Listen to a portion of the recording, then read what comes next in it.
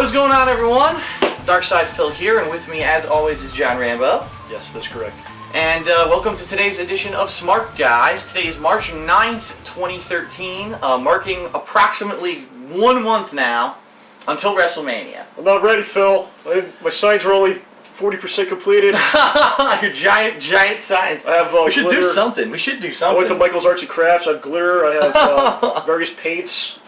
Various paints? You're Yes, going to paint your face? I'm going to do hand things, glitter hands, and... Excellent. Giant fucking inflatable things. Curses. Filthy language. You should make one of those signs where the people put the LED or the LCD lights so it blinks, you know. What they're doing is they want people to make signs that say where they're from. Oh, yeah? And they're going to do like a montage, but it wouldn't really make sense for us, I don't think. Because people are going to be like, I'm from, you know... Yeah. Timbuktu. I'm from Taiwan. I'm from fucking the UK. I'm from an hour from here. I'm from Connecticut. I'm from down the street. We drove 40 minutes. Down the street. I live in New York. So okay. We can make something up. We say we're from anywhere, I guess. I guess we could. Yeah, make it up. That'd be great. Antarctica. I'm from Alaska. Alaska. Yeah. Jamaica. So. Can't you tell? The road to WrestleMania has begun. Right now, there's major build-up now for WrestleMania. Lots of big announcements this week that we're going to talk about. The biggest, of course, being the return of the Undertaker, but we'll talk about that in a second. Yes. So the one thing that I do want to start off this week is to say rest in peace, Paul Bearer. What was his something Mooney, right? Something Mooney. I forget his first name. But yes, he passed away this week unexpectedly, 59 years old. Percy Pringle III. Yes. His former name. One of the greatest valets, I guess you would call him. Managers, valets, whatever you want to call him. Well, he just goes a step further. He's one of the most unique personalities ever. Oh, yeah. Oh, Undertaker. And he works so perfectly with Taker, especially in the early days, because Taker wouldn't say anything really. And he was right, that was his character. Very slowly. The stoic, slow, you have the manager who's just so over the top, and he's very loud, and you know. Right. And no, I don't think anyone else could have done that role. I mean, you think about the history of it. He had the look. He had the way he did his voice was so unique and interesting. God, yeah. I mean, every aspect of it was just perfect. And then you see him for like the first time, and he would come out first. You're like, what the? Yeah, like what the hell is this? And Undertaker would come after him. Right. And both of those guys really, because like that gimmick could have been a disaster, really. Like if you were to like tell someone about it, and know nothing about wrestling, or you'd be like, this guy whose name was Paul Bearer came out with an urn of ashes, and this guy called Undertaker who's dead, and he barely moves. You'd be like, this isn't gonna work. But both of them worked so well together, and just made the roles and made a dead guy believable. You know? Yeah. Here we are, 2013, and Undertaker's the biggest thing still. So yep. You know, a lot of that has to do with Paul Bearer, and he's a true original. You know, so. Absolutely. So rest in peace. And funny that we're talking about that this week, because this week marked the return officially of the Undertaker to WWE TV and the announcement that he would be at WrestleMania. Yeah. And incidentally, since I guess we'll jump right into it, talking about Monday Night Raw, that's how the show started. He walked out, now in his spiked robe or whatever it is that he wore last year, because he can't do the long hair anymore, I guess probably because he's getting older. So he still has the shaven head with the hood. And it looks kind of odd, I'll be honest. You know, it doesn't look...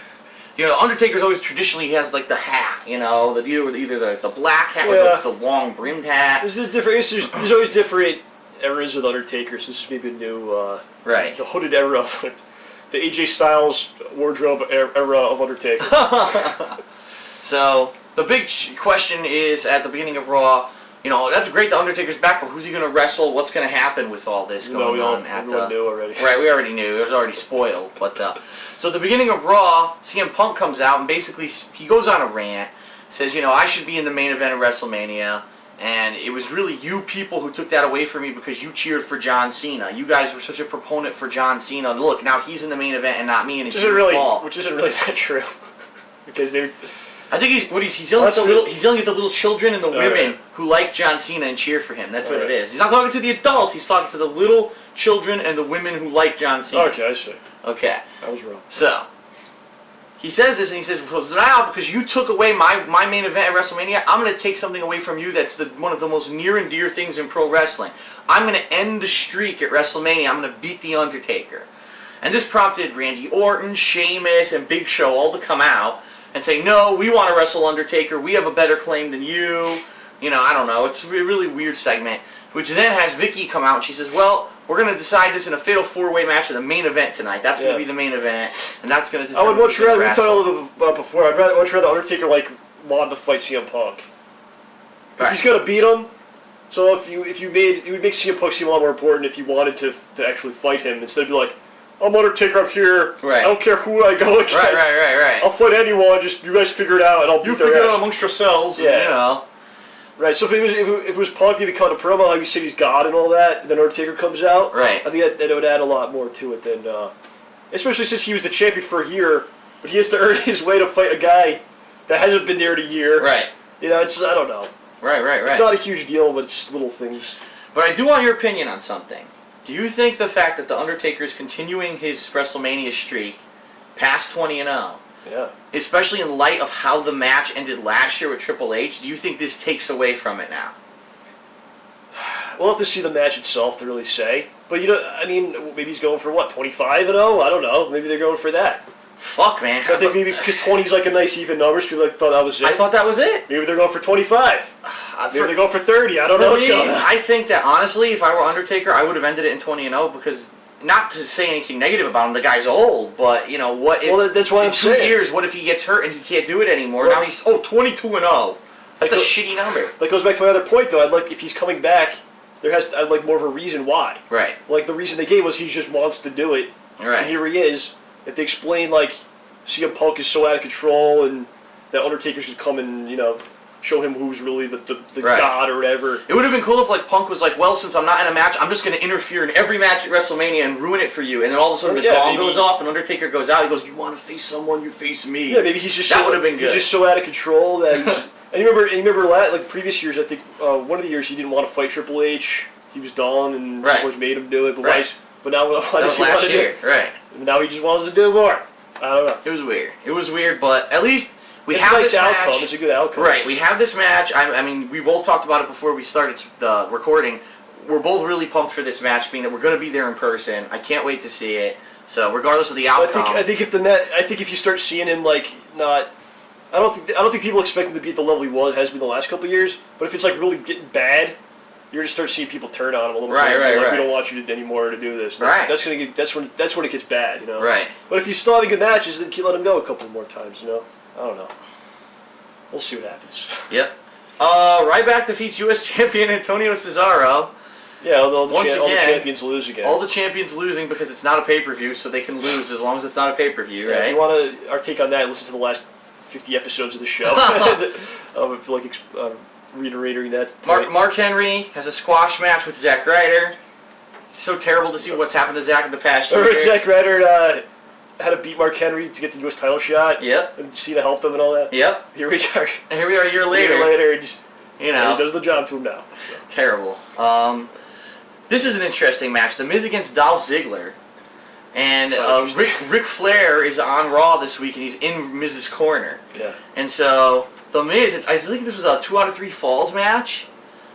Was it this week, the 2 out of 3 falls match? No, it wasn't. This was just the singles match, and Ric Flair on the outside of the ring, he confronts Big E Langston, and he chops the shit out of him. He's like, and Big E no-sells it. So Flair does this typical, whoa, he's terrified. He's like, oh shit, and he starts running away. It was pretty funny. Yeah. And then The Miz puts Dolph in the figure forward, and he taps out, which makes him look terrible. And, it's one thing to lose, and he always loses, but it's one thing to be pinned. But he taps out, all the time. He quits. Yeah, right. If you want to make someone look the weakest way possible, you make them tap, So now it's very uncertain. Is Dolph even going to be at WrestleMania? Is he going to be in a match with The Miz? What's going to happen? No one seems to know because they didn't build up a program for him. I mean, he still has the Money in the Bank contract. That's the pre-show. I don't know. Yeah, I don't know what's going to happen with Dolph right now. It's uncertain what's happening with him. What's happening with him is that he's not going anywhere, and that's where he's going to be going for the rest of his run there. It seems like. Jack Swagger. Comes out, and because we actually totally forgot to mention this was Old School Raw. Well, they know. It was Old School Raw, so they had a lot of people coming back. They had the Undertaker, Ric Flair. So then they had 3 legends: Hacksaw Jim Duggan, Sergeant Slaughter, and Dusty Rhodes were in the ring, and they're interrupted by Jack Swagger and Zeb Coulter. Yeah, Zeb Coulter. And Swagger destroys them. He basically takes Hacksaw's 2x4 and beats the living shit out of everyone.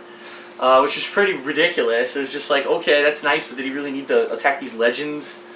They like to make him look stupid sometimes. Some of the legends are like gods, other ones are like jokes they bring out to, fall on their face. Right. Complete waste of time match. Again, the tag team champions, Team Hell No, defeat the Primetime Players finally in a normal match. It wasn't some stupid, gimmick match like last week that they had twice. And this week they were on the same page. And at the gimmick, the old school gimmick for this match was that Ted DiBiase was the manager for the Primetime Players. Like, they want him to be the manager because they're, millions of dollars. Yeah. But it's funny because at the end of the match, they say, well, $1 Million Man only likes winners. So they show, what's his name? Oh my, I can't remember their names anymore, the Primetime Players. Darren Young. He got pinned, so the $1 Million Man stuffs a $100 bill in his mouth. Classic gimmick. Yeah, so, which was pretty good. Oh, there you go. Brodus Clay and Tensai defeat 3-man band. I'm not going to say anything about that match. We're going to go on. Fandango. Now, this has been weird. They've been teasing Fandango for weeks. They've been running his trailer, the debut of this new guy, Fandango. And so, he was supposed to debut on SmackDown. But on SmackDown last week, apparently the announcer said his name wrong. He was so insulted. So he said, I'm not going to debut this week. He goes back into the back and doesn't. Is that what Damien Sandow did? Yeah, every week he said, I'm not going to wrestle this week. Like you're not good enough or something? Right. Yeah. So he's doing the same thing. Monday Night Raw, he comes out, oh, you didn't say my name right. I'm not wrestling tonight, and he goes away again. And then, I guess we'll just get out of the way now, he did the same thing on SmackDown again. He comes out, Lily Garcia, she even did a good job. She said, Fandango. No, you screwed it up. And he goes to the back again.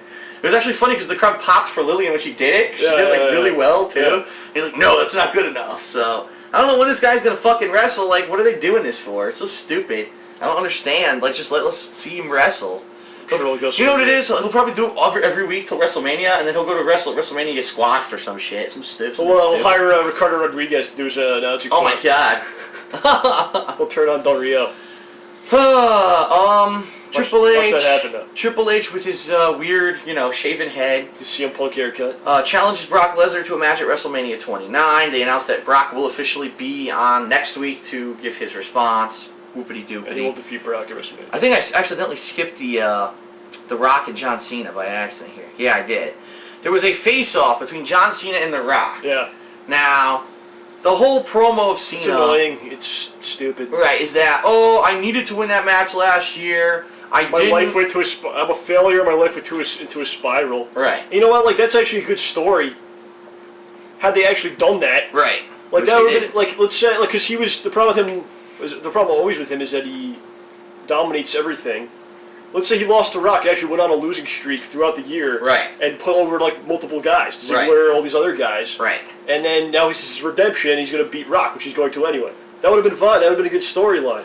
The problem is, they're trying to sell you on it, and he's like, my life went to a spiral, I failed, blah, blah, blah. It's like, well, let's see, a month later you beat Brock Lesnar. Right. A few months later you won TLC. Right. And a few months later you won Royal Rumble. Right. And essentially he was the champion all year. He was the top guy. Right. Even though he didn't have the title, he was still the top guy. Main event. He was the main event. He was basically the champion the whole year. So. And the thing that pissed me off, if you watch the promo, he says professionally and personally.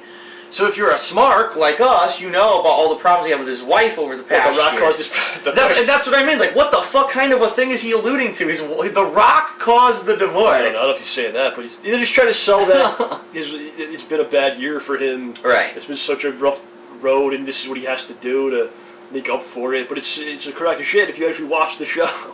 Right. So, there you go. And the best lines in there. There's a couple good lines. The best line by far is that John Cena quoted something that Mike Tyson had said. Yeah. It was like an inspirational quote. So then The Rock said, "Oh, well, I can quote an athlete too." There's an famous athlete that said that winning is from the heart or some bullshit like that. He goes, "Yeah, you know who said that? Lance Armstrong. He was full of crap and you are too." And the crowd went nuts. The crowd was like fucking throwing their food in the air. They're like, "Yeah, fuck him." It's a good time. So it's pretty good. People are still doing the same mistake they made last year. Where they go, "Oh, so-and-so is destroying the other guy and blah, blah, blah." Right. But the whole thing's scripted. I mean, come on. Right, it's scripted. That's the thing. That's what happened last year. They were, it came out that they were sandbagging Rock, so Cena would look all right in some of those segments, like with the writing and. Right.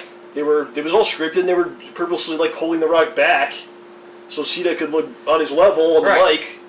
which it really is. Yeah, and you can even tell because like when The Rock just stands there with his face like so intense that it's listening to Cena, the old Rock would have interrupted half the time and said, "No, it doesn't matter," and all the shit he would have used to do, and he doesn't do it anymore. So, okay. People go crazy with this stuff. Alberto Del Rio had a singles match with Wade Barrett. He wins. Wow. Champions all lose. Champions lose. Champions lose. The New Age Outlaws are there for Old School Raw, with Billy Gunn losing his hair, so I don't know why he grows it out. I wish he would just shave his head. And they defeat Primo and Epico, so... It's then announced that the New Age Outlaws will be having a match with the Rhodes Scholars next week on Raw, so it's not Old School Raw next week, but they're still on for some reason. Okay, sure. They're back. And then you had your Fatal 4-Way main event. CM Punk comes over here. Of course, as you mentioned when you actually saw the clip, he kind of steals the victory, sneaks in at the end, quick go to sleep to Randy Orton and gets it rather than being there the whole time. Yeah, Sheamus got hit with the RKO, and then he just comes in and picks him up. Right.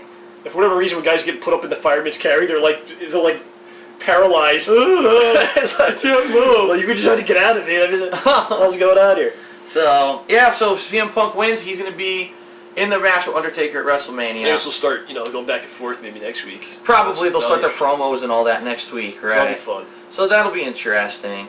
All right, SmackDown this week opens up with Alberto Del Rio and Ricardo Rodriguez doing a parody video of the videos that Jack Swagger and Zeb Coulter have been putting out. I thought you were telling me they're doing like the Harlem Shake or something. No, they didn't do that. I thought you were No. And it was, I have to admit, it was awful.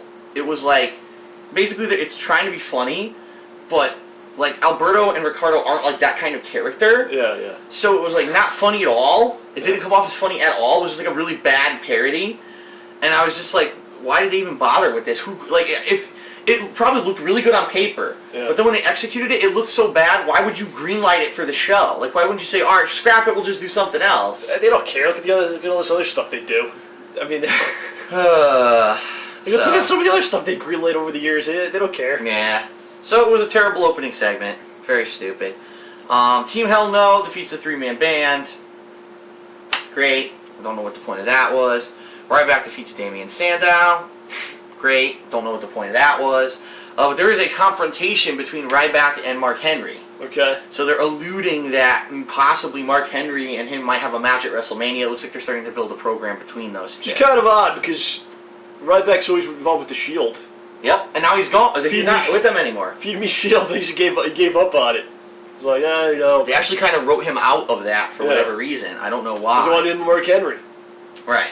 Which is going to be weird. Right. It'll probably be about 7 minutes long. Yeah, it'll be a quick squash match or something. Brad Maddox, for some reason, is an announcer because I guess JBL is doing that, 7 climbs for kids? He's in some mountain or something. Some Tibet mountain or some shit. He's doing all these crazy mountain climbing expeditions for charity. So they have Brad Maddox go on commentary for this. This is the second time he's done it. And I have to admit, it's interesting, but it's so weird because it's like, I don't know, the stuff they write for him. Yeah. Like, he's out there, and he's doing the commentary, and all of a sudden in the middle of the match he'll be like, oh, well, we gotta go to a quick commercial break, we'll be right back. And then Michael Cole will be like, we don't have to go to a commercial break, I don't know what you're talking about. Okay, to try to, It's like weird, break the fourth wall or something. Right. It seems like they like the Maddox guy. They like him. They just don't know what to do with him. They don't know where they want to put him. They just think he's like, someone likes him or something. I don't know. Someone's high. He's banging someone back. Whoa! He's banging. Picking yourself. Picking Linda McMahon. Whoa! Behind the scenes. Whoa! I don't know. They like him. They don't know what they want to do with him. He babysits for Triple H. His storyline doesn't really make sense. Yeah, he watches the kids. He watches the kids. Stanford. Yeah, that's what it is.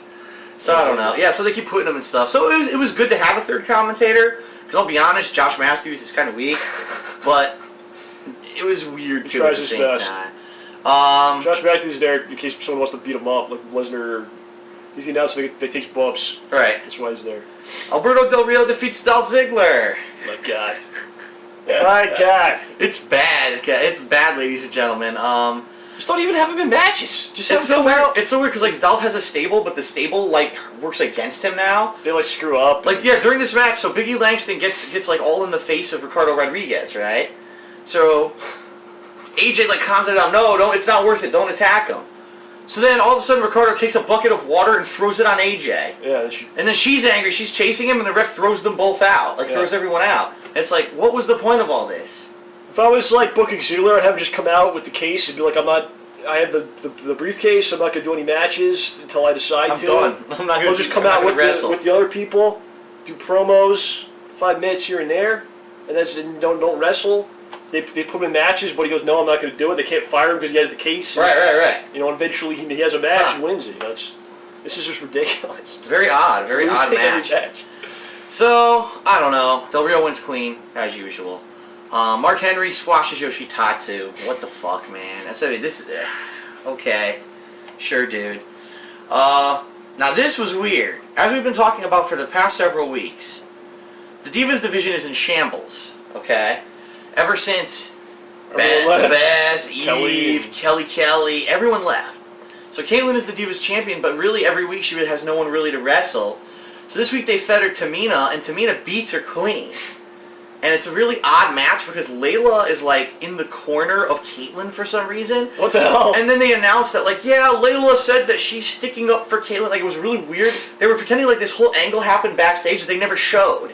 Sometimes this stuff happens on like the YouTube channel, like the backstage fallout and all that. Yeah. But I don't even. And also, Layla was in this really distracting titty dress, like her tits were out, and it's like, I want to watch. I do want to watch the match, but it's kind of hard when you have a girl out there in a titty dress. I want to watch the tits, or I want to watch the match. The combination is very hard to figure out. Very odd. So anyway, what ends up happening is Tamina throws Layla into the ring, or the ring, barrier. Comes back in the ring, sneak attacks Kaitlyn, and wins the match. It's like, what the hell's going on? So I guess they're going to build her up probably to be the opponent for WrestleMania. They'll be at the Access event. The Access match? It could be. They did that one year. Yeah, they had the Divas match at the Access event. So what I'm hoping for Access is as soon as they have the NXT people do matches at those, because that'd be kind of cool. It's very possible if they're doing that. Yeah. And by the way, our tickets showed up this week for Access. Yeah? So we have it now. We have all our tickets ready for everything. We're well secured for our attendance. Justin Gabriel was supposed to have a match with Fandango, but as we already mentioned, Fandango decided that he didn't want to wrestle. Now, the main event was Sheamus against Big Show, okay? But what we should mention, which we didn't mention, I forgot to mention, is that in the middle of Monday Night Raw, the Shield attacked. After CM Punk won, I guess the Shield attacked. And, or was that was SmackDown last week? It wasn't Raw. It was SmackDown last week. Yeah, the Raw ended with Undertaker. Right. The Shield had attacked last week, and they attacked it. Orton, Sheamus, and the Big Show. And when they did this, I guess they were kind of ignoring the Big Show, and the Big Show decided to punch them. So he knockout punched one of them last week. So this week the Shield comes out and attacks Sheamus and the Big Show again, okay? And as they're attacking, Randy Orton comes out to try to help. And now it's like a 3-on-3 deal. So the Shield actually retreats. Yeah. But then Big Show turns and knockout punches Sheamus out of nowhere. Because he hates him. So it's a weird kind of a deal where they're trying to interject Big Show into this picture somehow, so he'll be in the match at WrestleMania, I think. But I think they're still teasing he's not going to be a face. He's going to be like turning on the faces during the match. They're going to go, is he really good? Are they going to be able to work together? Right. Plus they're fighting the Shield. What will happen? Right. So, it is what it is. I don't know why they took Ryback out. It really looked like Ryback was going to be in this match, and now they've taken him out for some reason. They want to put him in more of a singles position. Maybe. So he can, I don't know. I mean, yeah, he can shine. I don't as a singles guy, and not be able to pick up Mark Henry when he's supposed to. He's not going to do it. He's not going to be able to do it. I know. He had trouble with Tensai. Right. But Tensai's a bit taller. I don't know. Maybe he can do it. Who knows? We'll have to see. So that's it for WWE this week. A lot of it for new information for WrestleMania, kind of building up. Next week should be interesting too, with the Brock Lesnar angle continuing. We're going to see the first promos with Undertaker, hopefully. So we'll see what happens. TNA this week, pretty much kind of tomorrow, right? Yeah, Lockdown. Lethal Lockdown is tomorrow. Well, they don't call it Lethal Lockdown anymore, do they? It's called Lockdown. Pretty much this week was kind of a filler week to lead into the pay-per-view, just securing the angles again.